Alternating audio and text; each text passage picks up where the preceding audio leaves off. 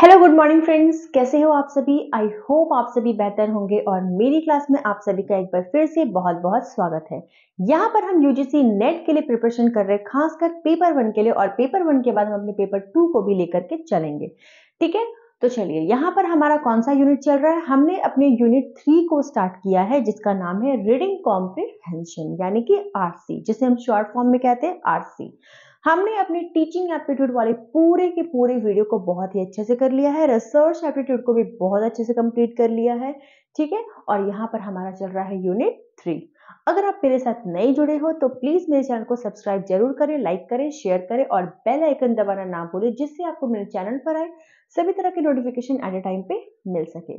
चलिए, तो यहाँ पर हमारा आज का टॉपिक जो है रीडिंग कॉम्प्रिहेंशन पर है। कल हमने रीडिंग कॉम्प्रिहेंशन का जो इंट्रोडक्शन क्लास था उसको बहुत ही अच्छे से समझा कि पैसेज में क्या होता है, कैसे क्या होता है। हमने हर एक एक पॉइंट पर हमने बहुत ही अच्छे से बात किया और आज हम ये जानने वाले हैं कि किस किस टाइप के क्वेश्चंस बनते हैं। ठीक है, पैसेज को बेस्ड मान करके, पैसेज को मेन मान करके कौन कौन से टाइप के क्वेश्चंस जो है वो रीडिंग कॉम्प्रिहेंशन में बनते हैं, आज हम बात करेंगे उसके बारे में। चलिए,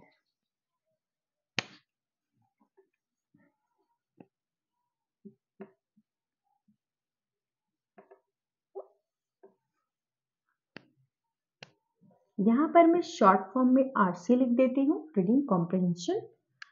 और हमारा ये कौन सा यूनिट है? यूनिट 3। ठीक है, यहां पर हमारा जो टॉपिक है वो है टाइप ऑफ क्वेश्चंस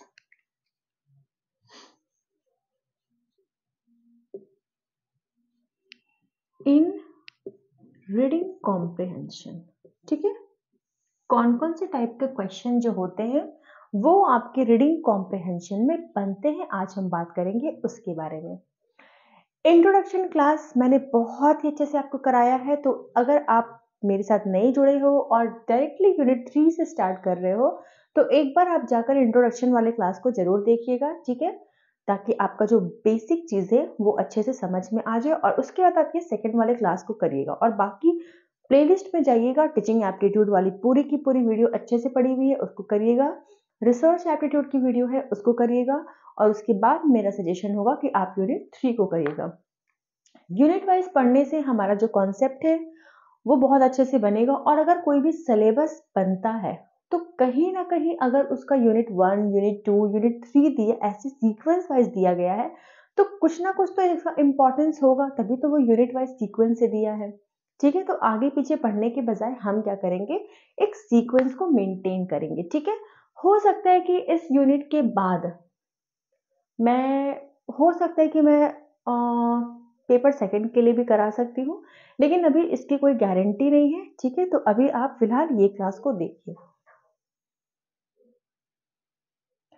कौन कौन से क्वेश्चंस बनते हैं बात करते हैं। अगर हम टाइप ऑफ क्वेश्चन के, तो सबसे पहले अगर हम बात करें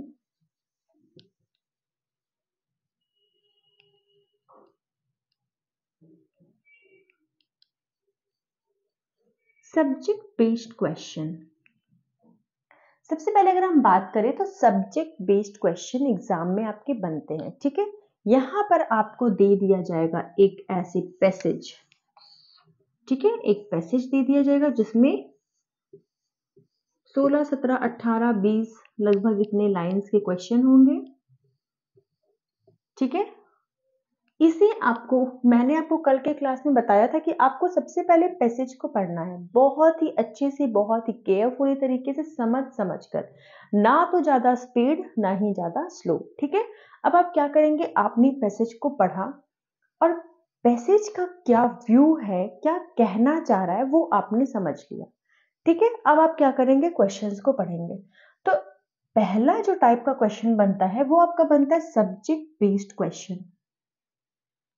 अब आपको क्या करना है, अब आपको ये देखना है कि क्या पूछता है क्वेश्चन। पैसेज को अगर देकर जो क्वेश्चन पूछा जाता है, सबसे पहली बात तो वो सब्जेक्ट बेस्ड क्वेश्चन को पूछता है। ठीक है, ये जरूरी नहीं है कि ऐसा हर पैसेज में पूछे, लेकिन ये टाइप के क्वेश्चंस बनते हैं। ठीक है, ये जरूरी नहीं है कि सारे पैसेज में सब्जेक्ट बेस्ड क्वेश्चन बने, ये जरूरी नहीं है। मैं बस आपको टाइप ऑफ क्वेश्चन बता रही हूँ कि किस किस टाइप के क्वेश्चंस बनते हैं पैसेज को ध्यान में रखकर। तो सब्जेक्ट बेस्ड क्वेश्चन में हम ये देखते हैं कि इस पैसेज में सब्जेक्ट क्या होगा। जब हम पैसेज को बहुत ही स्टार्टिंग से लेके एंड तक बहुत अच्छे से जब हम पढ़े तो हमें कुछ ना कुछ पैसेज का सब्जेक्ट समझ में आया होगा। जैसे कि मैंने कल आपको गंगा का एग्जाम्पल दिया था, यहाँ भी गंगा, यहाँ भी, यहाँ भी, यहाँ भी 4-5 जगह पर गंगा भरा हुआ था, तो हम समझ सकते हैं कि इसका जो सब्जेक्ट है वो गंगा हो सकता है। ठीक है, ठीक है। तो ये आपका होता है सब्जेक्ट बेस्ड क्वेश्चन, यानी कि इसमें कैसा क्वेश्चन पूछता है, इसमें आपको सब्जेक्ट को बेस्ड बना करके क्वेश्चंस पूछता है। अगर हम बात करें question number 2 type of second की, किस तरह का और क्वेश्चन पूछता है, तो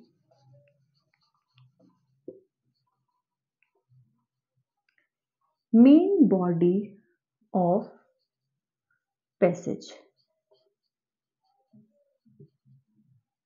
अब इस पैसेज को आपने पढ़ लिया, पैसेज को पढ़ के आपको समझ में आ गया। अब आपको पैसेज को पढ़ के ये समझ में आ जाएगा कि पूरे पैसेज में मेन वाला पार्ट क्या है। ठीक है, मतलब पूरे पैसेज में जो इसका मेन बॉडी है वो कौन सा होगा, आपको पैसेज को पढ़ के समझ में आ जाएगा। तो टाइप ऑफ क्वेश्चन में आपका मेन बॉडी से भी क्वेश्चंस पूछता है। ठीक है, कि पैसेज में जो मेन बॉडी है, किसके बारे में पैसेज ज्यादा से ज्यादा कहना चाहता है, वही उसका मेन बॉडी है। कभी कभी हम किसी मोटिवेशन, अगर कोई ऐसा पैसेज हो जो आपको इंस्पायर कर रहा हो, तो उसका मेन बॉडी क्या होगा, बार बार वो किसी अच्छी चीजों के बारे में बात करेगा, बुरी चीजों को छोड़ने के बारे में बात करेगा, उसका मेन बॉडी यही होगा। तो इस तरह से आपको मेन बॉडी को पहचानना है कि मेन बॉडी पैसेज का क्या होगा। ठीक है, बात करते हैं पॉइंट नंबर 3 की कि और किस टाइप के क्वेश्चंस बनते हैं। और अगर हम देखें तो कभी कभी क्या होता है कि आपको लॉजिकल क्वेश्चंस पूछते हैं।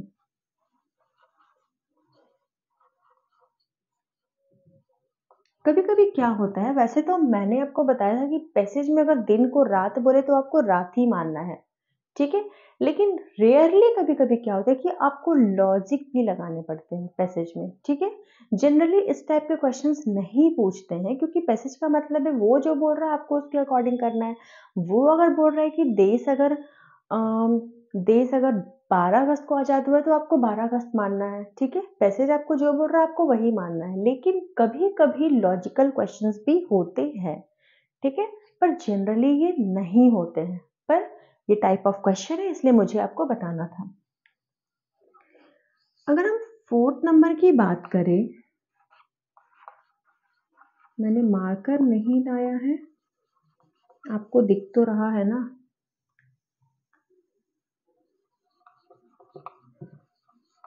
आज ले आऊंगी।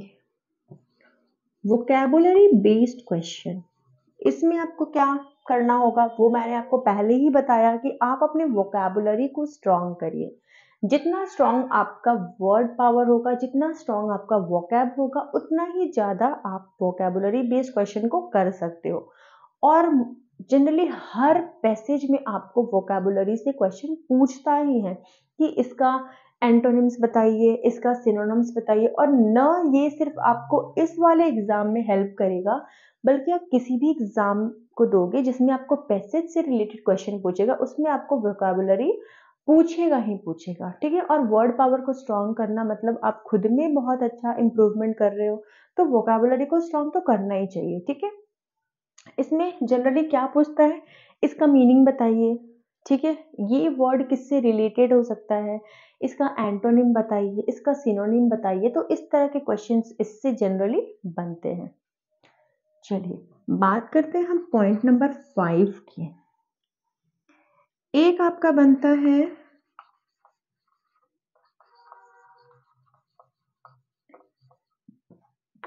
Interference based question. Interference based question क्या होता है, इसका मतलब जनरली आप समझोगे कि कंक्लूजन, क्वेश्चन में आपसे कंक्लूजन पूछा जाता है। आपने पूरा क्वेश्चन को पढ़ लिया, अब इसका कुछ कंक्लूजन भी होगा, ठीक है। तो इसका कंक्लूजन क्या होगा, इसके बारे में भी कभी कभी क्वेश्चन में पूछा जाता है, ठीक है। तो ये भी आप समझ गए। इसमें आपको क्या करना है, मान लीजिए एक समरी आपको निकालना, ये बहुत बड़ा सा एक चैप्टर है और आपको इसका छोटा सा एक समरी या छोटा सा एक कंक्लूजन बताना है, ठीक है। चलिए, तो पॉइंट नंबर 5 भी हम समझ गए। अब बात करते हैं पॉइंट नंबर 6 की।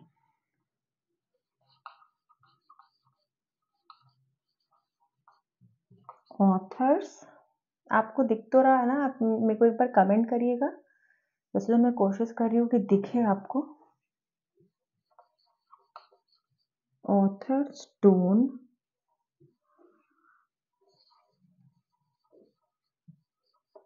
Questions, authors tone question. अब हम इसमें क्या देखेंगे कि ऑथर का टोन क्या है। हम इसमें क्या देखेंगे कि जो ऑथर है उसका टोन क्या है, यानी कि ऑथर जो है वो क्या पूछना चाह रहा है, ऑथर का बताने का मकसद क्या है, ऑथर आपको क्या बताना चाहता है। जब आप इस पैसेज को पढ़ोगे तो आपको समझ में आएगा कि इस पैसेज को जिसने लिखा है वो आपसे क्या बात बताना चाह रहा है। तो यहाँ पर कभी कभी क्वेश्चंस होता है कि डिस्क्राइब करिए कि ऑथर क्या कहना चाहता है, इस तरह के क्वेश्चंस बनते हैं, ठीक है, जो कि आप उसमें आपको लॉजिक भी लगाना पड़ता है, ठीक है। तो यहाँ पर आपका ऑथर टोन वाले क्वेश्चंस भी आपको मिलेंगे। पॉइंट नंबर 6 भी हो गया, ठीक है। लॉजिकल भी आपने समझ लिया। कभी कभी क्या होता है ना कि एप्लीकेशन बेस्ड भी होता है, एप्लीकेशन बेस्ड, और कभी कभी तो डायरेक्ट क्वेश्चंस होते हैं। तो अगर हम पॉइंट नंबर 7 की बात करें, एक सेकंड में देखती हूँ मार्कर है या नहीं। आज तो लगता है, देखती हूँ मैं, ये वाला मार्कर काम करेगा। आपको दिख रहा है पॉइंट नंबर 7। कभी कभी क्या होता है कि डायरेक्ट क्वेश्चंस होते हैं। मैं अभी रेड वाले मार्कर से लिखती हूँ, पता नहीं आपको दिख रहा है या नहीं, लेकिन मैं आपको बोल भी रही हूँ तो आप सुनना। डायरेक्ट क्वेश्चंस, पॉइंट नंबर 7 में हम क्या बोलेंगे कि डायरेक्ट क्वेश्चन, वो डायरेक्टली आपसे क्वेश्चन पूछेगा। बताइए, आपको पैसेज में बहुत सारा क्लू दे दिया गया है, अब वो आपसे पूछेगा कि बताइए व्हाट इज गंगा। अब आपको यहाँ पर एकदम साफ साफ इस वाले लाइन में लिखा है कि गंगा क्या है, आपने क्या किया, वहां से पिक किया और ऑप्शन को टिक कर लिया, ठीक है। तो ये आपके क्या होते हैं, डायरेक्ट क्वेश्चन। इसमें वो बहुत ज्यादा लेंदी नहीं होते, आपने पैसेज को पढ़ लिया, आपको पता है कि कौन वाले लाइन में या कौन वाले पैराग्राफ में आपको क्या मिल सकता है, ठीक है। कभी कभी क्या होता है, 1 2 3 4 5 6, अगर हम बात करें 7 8 नंबर की, तो कभी कभी क्या होता है कि पैराग्राफ से क्वेश्चन पूछता है।